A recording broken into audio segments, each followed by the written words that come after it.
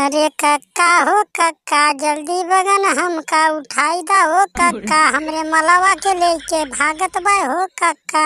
चुप ससुर के नाती गधा कसार, नहीं करे जब तोहर माल रहे तब न रहे तब शादी काहे न कैला। ससुर के नाती दूसरे के साथे बियाह हो गए अब तोहर माल लौकत बा। बेवफा तूने प्यार में बदनाम कर डाला हो, जीना हराम कर डाला।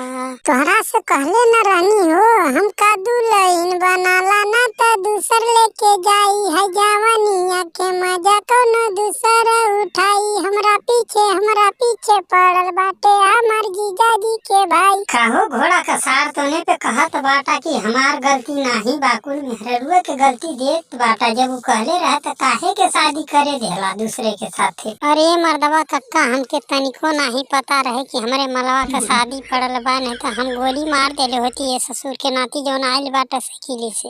देखा ज्यादा फालतू अब नहीं बोला, ठीक बा ना। हमरा आदमी के अगर कुछ कह देला ना तो हम अभी तो साइकिलिए से उठल बाटा तोहरा के गोली मरवा दे। अच्छा तो भतार वाली हो गई तो बड़ा अपने आप के शौकीनी दिखावत बाटी। हमारे से जौने दिन में प्यार करले रहली बतिया भुला गेली का।